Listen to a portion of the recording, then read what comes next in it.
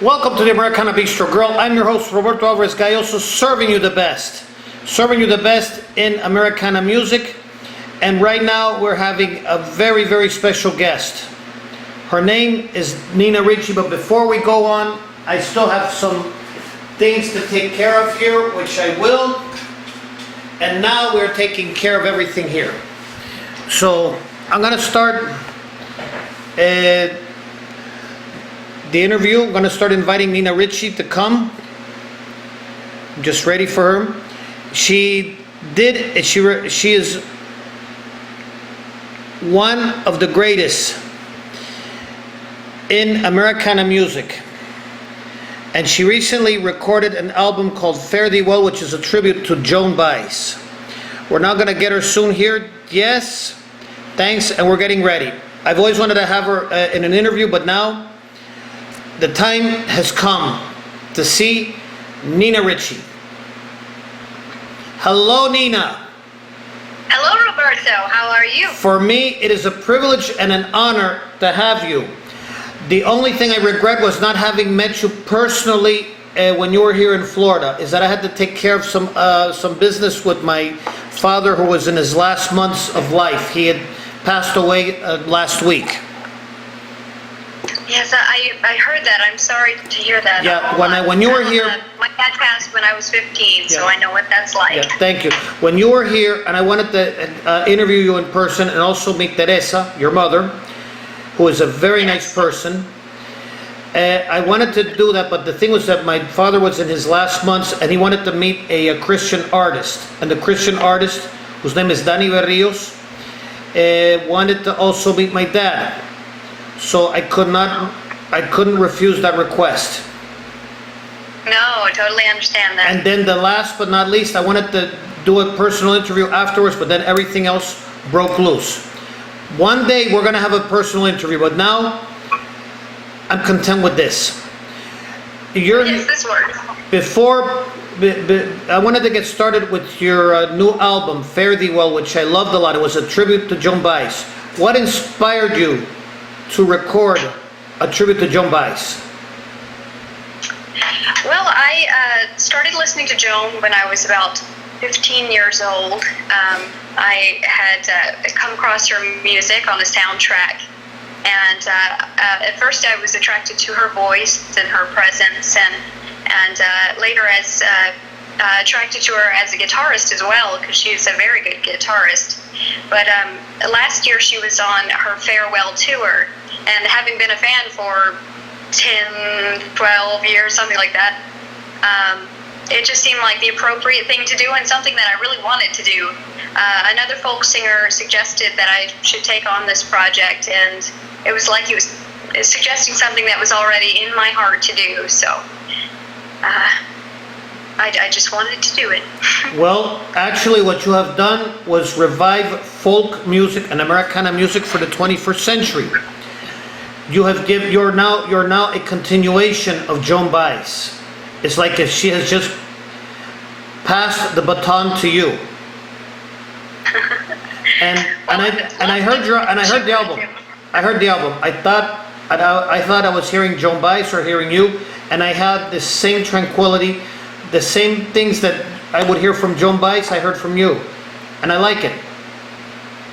Well, I'm very flattered. Thank you. She's wonderful, and she was an influence on the way I developed in music. And I actually sort of walked in her footsteps for a time, because I didn't really realize this. I'd been reading her memoir when I was just before I went to college, and I was already enrolled to go to Berklee College of Music. And that's where she went, not to Berkeley, but she went to Boston. She was living in California, but her father was a scientist, and he was going to be teaching at a school in Boston, and so he moved the family from California to Boston, and I moved to Boston from Nashville when I was 17. So great. I ended up called Club Passim, which was used to be the old Club 47, which is where she had her long-standing gig on Tuesday nights. So it was very cool. Great. Besides Joan Baez, are you thinking about recording any other tributes to other folk artists? Maybe like Peter, Paul, and Mary, or Bob Dylan, or even Joan Collins? I'm actually planning to do more of my own music. I have some projects in the works in their beginning phases, and I'm actually about to release a new single called Goodbye Sandals, Hello Boots, and that'll be coming out next week. Great. Before we get to your latest CD, how did you get started in Americana music and the albums? That's a good question. When I started to play music when I was 14, my mom started to take me around some musicians to get acclimated to seeing them. And one man she took me to see said that he was an Americana artist. And I didn't know what that meant, really. I'd never heard the term before. And I really didn't hear a whole lot of it until I returned to Nashville when it was starting to be popular. But Americana music is loosely defined. It's kind of an umbrella term to mean any American genre that's kind of cross-pollinated with other American genres. So I do folk music, I say, but I also may use some pop type sounds to it, or blues type sounds, or maybe some rock type sounds to kind of give it a different flavor, or whatever I'm going for with the sound of the song that I'm developing. You call it Americana. It's kind of just a mix, a gumbo. No, it isn't a gumbo. It's a mixture of everything that is symbolic of the true America, not the America of New York or Hollywood or Washington, not the America of the cities, although the cities can be included. Most likely an America of the rural areas, or if there is any like suburb areas like in Boston or whatever in Maine, sort of like a mixture. You have like the country genre mixed in with rock, mixed in with pop, mixed in with the folk music. In fact, Woody Guthrie, Bob Dylan, Joan Baez is one form of Americana music. Arlo Guthrie is another form. And there's even other forms that I've interviewed, like Gleewood, Sugarcane Jane, and there are even more, like, for example, even Waylon Jennings could be counted as Americana music because he has part country, even Willie Nelson. And Unina Ricci is a continuation of that sort of music. Well, thank you. I think I definitely fall under that umbrella for sure. Oh no, you definitely fall under the umbrella, and we're grateful that you're contributing to what is an American institution, a true American institution, which is Americana music, at a time when it is very needed, and we're glad for you. Thank you very much, Roberto. I appreciate that. A pleasure and an honor.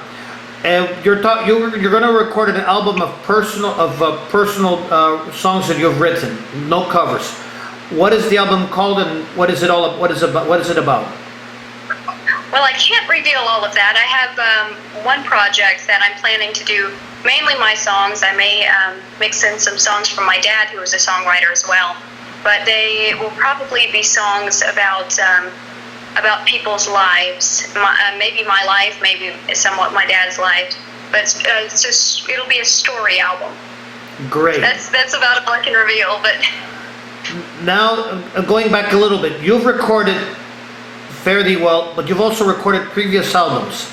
How, in your career, how do you reconcile the tribute that you recorded for Joan Baez, and how do you compare and reconcile that album with previous albums that you have recorded, which I have all of them and I love them? Very good. Well, here they are. I know they're going to be backwards on here, but there's Designs on Me was the one I recorded in 2018, which was technically my first album, although I had done some recordings and put them in kind of a mixed, unreleased album I call Anthology Sung Roots for the Record. Roots music is kind of my basis for everything, and Joan's first album is a very good example of roots music. She took English folk ballads, Scottish folk ballads, Mexican folk song, and she blended all of those into her 1960 Joan Baez album. So when I recorded it, re-recorded, reinterpreted, and reworked her album, I was getting to do that same sort of thing. It is Americana. We're taking those old roots and bringing them over to America. They'd already crossed the seas and come here. So when I perform on stage, I kind of do a mix of songs. I like to bring in the old folk ballads alongside my own songs, so that I can introduce another generation, a new generation, to the old folk ballads, but also present myself as I am here in modern times. So. Well, actually, you're not modern times, they're postmodern times, but regardless, you're actually doing a great job. That's another reason why I wanted to interview you. I also wanted to praise you that you're able to continue all of this beautiful music in this century and make it alive and everything. And I'm glad for you. And you've taken me back a long, long way when I was a kid in the 60s. There's a saying, I'm 58, and there's an old saying that if you remembered the 60s, you didn't live the 60s. Personally, I disagree with that. I do have big memories of the 60s. I can still remember way back from 1965. Wow. Yeah, my father at that time, my uncle who also died this year. And I remember some of my cousins. Many of them were female cousins who had immigrated from Cuba to the United States during the 1960s. And they were learning English, and some of them learned their English. They were living in New York. I had two families, one that lived in the north and one that lived in the south, especially in Florida. Another one lived in South Carolina. And I had ones that lived in New York and Connecticut. The ones that lived in New York and Connecticut, they learned their English by listening to Mama Cass, the Mamas and the Papas. Some of them listened to Joan Baez, even Trini Lopez they listened to. Wow. And I remembered that one of my cousins, she had her guitar. She's now in her 60s, but when she was in her 13, 14, 15, or teen years, she would take the guitar and sing Dream a Little, Dream of Me, or California Dreaming. You have revived that, and I'm glad. Thank you. Did you have any? Who inspired you to do Americana music? Well, I guess that might have to be my dad, actually, and probably my mom as well. But I listened to him playing music around the house when I was a kid. I would hear him playing his cassette tapes of his demos, and his style was, I would say, was probably Americana. He listened to people like Bruce Springsteen and Bob Dylan and Peter, Paul and Mary, and a lot of the folk people, because he was from Rhode Island, and that music was popular mainly in the north. So I wound up listening to some of the things that he had in his collection. I was listening to Tom Waits, and that's an Americana artist right there. A lot of blended genres in his music. And I suppose that would be him. I could credit for that. My mom liked to listen to people like Linda Ronstadt, who obviously has a lot of different genres, and she would be an Americana artist too. They didn't have that term back in the 60s and 70s, but it's what we call it now. Yeah, at that time it wasn't classified. There was different classifications: folk music, rock, country, and also folk music like from Colorado, from the west, or folk music from the northeast. There is even one folk artist that my cousins loved a lot before he became a member of the Monkees, Peter Tork. Oh wow! Yes, Peter Torkelson. Peter Tork before this is not for me or for you, because you're for me an expert Americana music, but this is for the other people who listen to this program. For those who do not understand, Peter Tork, before he became a member of the Monkees, he was a folk singer. in Connecticut. He was a folk singer in Connecticut, and he was doing gigs with Joan Baez. He was doing gigs with Bob Dylan, even Stephen Stills of Crosby, Stills and Nash. Yet, Stephen Stills looked at the application, looked at a commercial, or like a commercial that's seen in the newspapers, advertising for 4 fabulous boys or fabulous men to star in a made-in rock and roll TV series. And Stephen Stills said, "You're great as a folk singer, but I see you getting famous somewhere else. Go and audition." And the rest is history. Of course, when the Monkees broke up the first time from 1971 to 1986, he went back to his folk rock roots and recorded many albums before he later returned to the Monkees in 1986 and continued until he died. My biggest dream was wanting to interview him in my program. Unfortunately, I couldn't do that. But I consider him also one of the greatest in Americana music. Very good. Thank you for sharing. And for me, it's a pleasure and an honor. And for me, you're that continuation. And you're going to be an inspiration to future Americana artists at a time when we need Americana artists in America and in the world. Okay. The rest. What is there to say on all of this? I'm just saying, do you have any other things that you wanted to talk about in Americana music? Any other artists or anyone you want to share, or anecdotes? Well, I have to say that it seems like Americana artists are still very active, and they're ready to be out on the road again. It's really rough with the COVID, but I think people are finding ways to be in communication and to share music online, and I think we're all just really ready to be back out. We're going to be ready to back up, but I also want to take advantage of my program. And also, if you know of any Americana artists, please send them in my direction. We will be glad to promote them in the Americana Bistro Grill. This program, Americana Bistro Grill, was once an AMI Radio. I worked with AMI Radio as a sports host with Michael Blanchett and Robert Herman, and then they both gave me my own program of Americana music. That's where I got in contact with you. And yes, I remember that very well. Unfortunately, in AMI Radio, Robert Herman passed away. When he passed away, no one had the interest of continuing AMI Radio. So I took the Americana Bistro Grill and took it under my roof, the AG News Show. Not for me, but for the artists. So if you know of any Americana artists who need to be promoted before we can get back on the road and forget about all these horror shows that we've had to put up with in the year 2020, please send them in my direction. We will gladly interview them. We will promote their albums. And if you have any concerts, even virtual, promote them. Come here, come one, come all. I'm here, there, and everywhere to promote Americana artists, especially you. Thank you. That means a lot, Roberto. For me, it's a pleasure and an honor.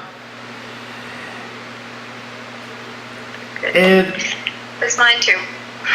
for me, I'm almost running out of words here, so, but I'm just saying that if you, as I said, you know of any other artists, have them come.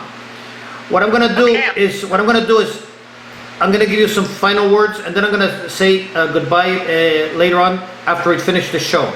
Do you have any messages of hope or advice to anyone in the world, especially future Americana artists, and how do you see the Americana music realm in the near and distant future?